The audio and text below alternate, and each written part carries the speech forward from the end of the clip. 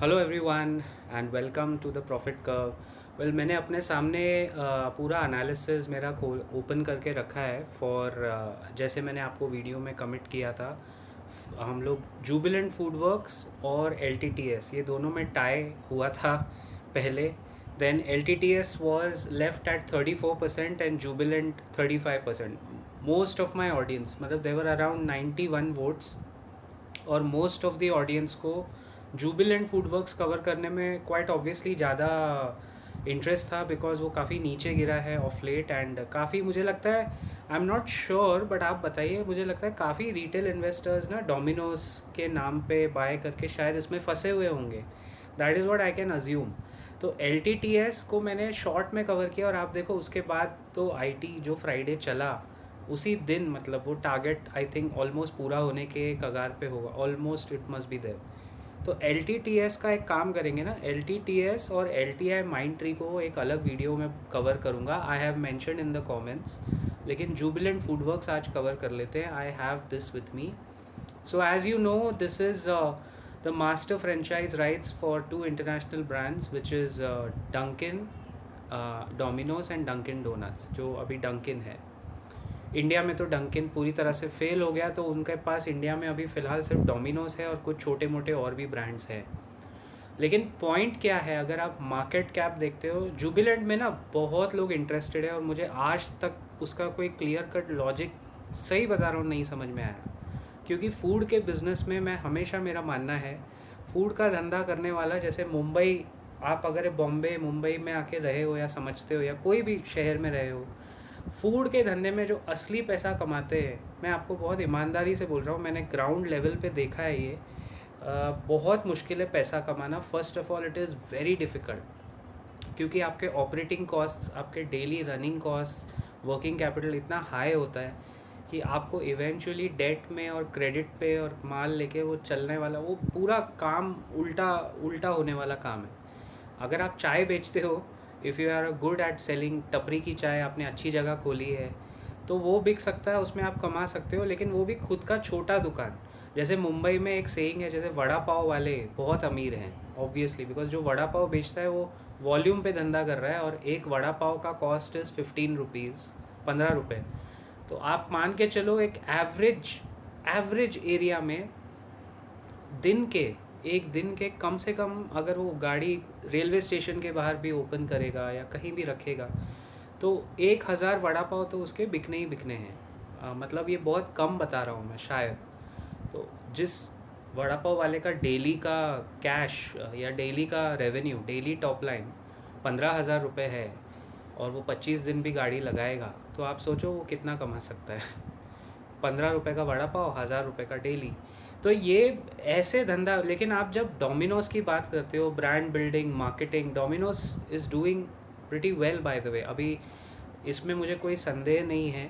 But there is no monopoly left, क्योंकि अगर आपको पिज़्ज़ा खाना है तो ऐसा कोई ज़रूरी नहीं है कि आप सिर्फ डोमिनोज के लिए वेट करेंगे। जो एक ज़माने में इनका मोनोपोली था वो अभी शायद इनका गिरता जा रहा है मेरे हिसाब से।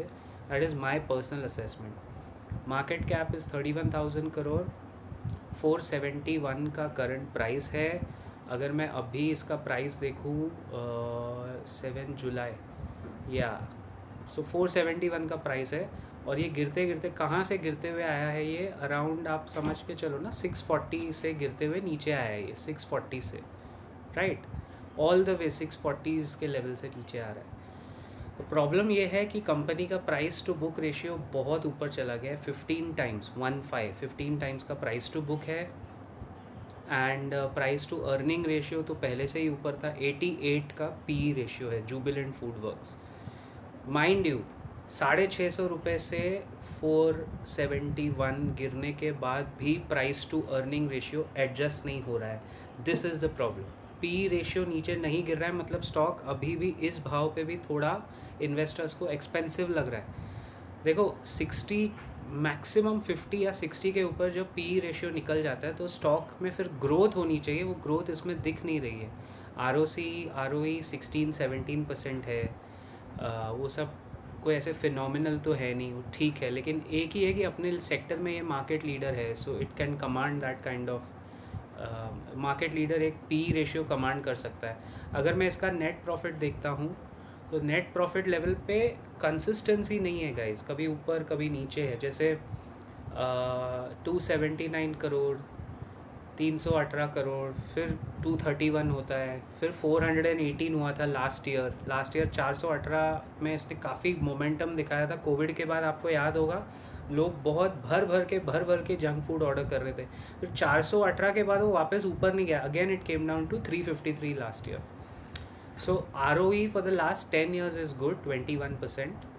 प्रॉफिट ग्रोथ लास्ट 10 साल का सिर्फ 10% है।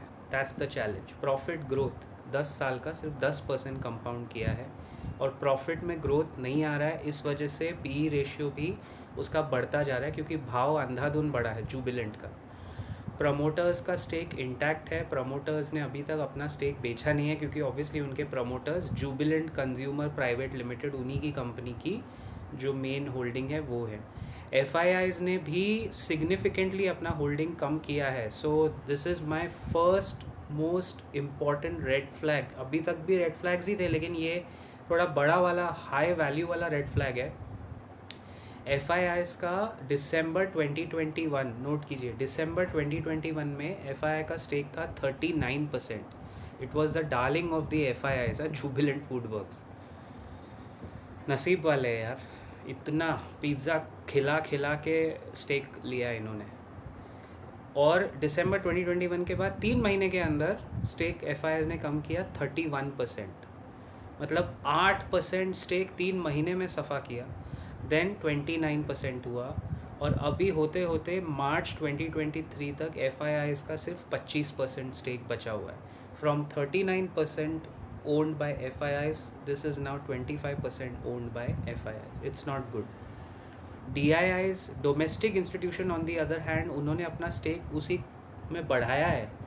DIIs का स्टेक 11% था दिसंबर 2021 में, वो अभी बढ़ के हो गया है 21%। यानी डोमेस्टिक अपने लोकल म्यूचुअल फंड्स में, कौन सा म्यूचुअल फंड इसमें पैसे लगा रहा है? UTI flexi cap fund, Kotak flexi cap fund का थोड़ा है, दोनों का 1.5% ही है, 1.5% है। आदित्य बिरला सन लाइफ ट्रस्टी वो है। ऐसे कोई बहुत बड़ा मार्की फंड इसमें बड़ा फंड दिख नहीं रहा है, but they are SBI life insure I am sorry, I couldn't control. SBI life insurance company के 1.57% स्टेक है। पिज़्ज़ा की कंपनी में इन्वेस्ट करके आपको लाइफ इंश्योरेंस दे रहे हैं ये लोग। इंटरेस्टिंग है। 1.57% SBI लाइफ इंश्योरेंस, क्या बात है, जो बढ़िया है, एकदम बढ़िया है। HDFC लाइफ इंश्योरेंस का भी स्टेक है 1.20। बाकी तो ठीक है। मतलब the point that I am making is, इस तरह की कंपनीज़ में ना गाइज होता क्या है कि बहुत मुश्किल है आपको ग्रोथ जस्टिफाई करना। अब यहाँ से क्या है, बहुत लोग घुसेंगे, चलो गिर गया सर, गिर गया, अब यहाँ से तो ऊपर ही आएगा। ऐसा कुछ गारंटी नहीं है। There is no guarantee like that कि ये ऊपर आएगा, बिकॉज इतने साल डाउन ट्रेंड में रहने के बाद शायद ये 600 रुपये पे आ भी जाए, लेकिन उसमें आप रिस्क देखो ना, आपके पास क्या एक ही स्टॉक थोड़ी बचा है, you have other stocks as well. अगर कोई फंसा हुआ है, somebody इज़ गेटिंग स्टक, कोई अटका हुआ है, तो उसको शायद एग्ज़िट मिल जाएगा, बट ये कितना ग्रो करेगा यहाँ से, वो बहुत बड़ा सवाल है। It's a big question mark, for the simple reason कि नोबडी नोज़ कि इस सेक्टर में अभी क्या डिसरप्शन और होने वाला है। मैंने आपसे कहा ना कि कोई मोनोपोली अभी डोमिनोज़ की एज सच है, एक ब्रांड प्रेजेंस है, मानता हूँ मैं, they were the first to do that, 30 minutes में पिज़्ज़ा आएगा, नहीं तो फ्री। लेकिन गाइज अभी जोमेटो में आप कहीं से भी कुछ भी मंगाते हो, सो देर इज़ नो ऐसे कुछ वो नहीं बचा है, बेंचमार्क मोनोपोली का बचा नहीं है, स्पेशली बिकॉज वैल्यूएशन बहुत ओवर प्राइस्ड हो गया है। यही जुबिलेंट फूडवर्क अगर 100-150 रुपये का स्टॉक हो जाए या होता, तो शायद इसमें इंटरेस्ट आने का चांस भी बने। लेकिन आप प्लीज़ थोड़ा संभालिए, क्योंकि ये वेस्ट लाइफ जो मैकडोनल्ड्स है, ये थोड़ा आपको ना ललचाएंगे, लेकिन फूड बिजनेस से हमेशा संभाल के रहिए। देयर कॉस्टिंग, देयर इंटरनल्स, उनकी जो रेवेन्यू मॉडल है वो बहुत मुश्किल है भाई, बहुत मुश्किल है। फूड बिजनेस में पैसा कमाना बहुत मुश्किल है। बाहर से ऐसे देख के लगता है कि ये लोग बहुत पैसा कमा रहे होंगे। मैं आपको मैकडोनल्ड्स का एक एग्जांपल देते देते ये वीडियो ख़त्म करता हूँ। मैकडोनल्ड्स इंडिया में कब आया? Around 1995-96 approximately. आपको शायद जान के हैरानी होगी, मैकडोनल्ड्स का break even point, you understand break even point, no profit no loss. आप धंधा शुरू कर रहे हो, loss loss loss loss loss loss लेके एक पॉइंट आता है जब आपका ब्रेक इवन पॉइंट कि हाँ कमाया और अब इसके आगे मुझे प्रॉफिट होगा, अब तक लॉस हो रहा था, उठा रहा था मैं, अब इसके आगे प्रॉफिट होगा। मैकडोनल्ड्स का ब्रेक इवन पॉइंट आया था 2017 या 18 उस फाइनेंशियल ईयर में। मैकडोनल्ड्स ने पहले 21 साल इंडिया में प्रॉफिट ही नहीं किया। They were just surviving investing surviving investing. अब भी जाके वो पिछले 6-7 साल से थोड़ा थोड़ा करके प्रॉफिट कमा रहे होंगे शायद। I haven't check that stock at all.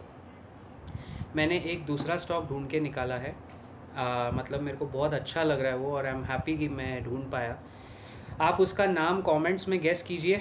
वो एग्री प्रोडक्ट से रिलेटेड कंपनी है, this is a hint and let me know, क्योंकि वो बहुत इंटरेस्टिंग स्टॉक है। उसका एनालिसिस मुझे स्क्रीनर पे करके आपको दिखाना पड़ेगा, बहुत मज़ा आएगा। I will see you in that video, उसमें मिलेंगे एंड उसमें बात करेंगे कि आगे कैसे ढेलना चाहिए।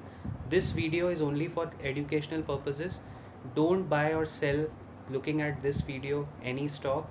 स्टैंडर्ड डिस्क्लेमर हमारे वीडियो के डिस्क्रिप्शन में वो पढ़िए। Please consult your registered financial advisor and only then take a call. I'll see you around in the next video very soon. Till then, as always, keep profiting.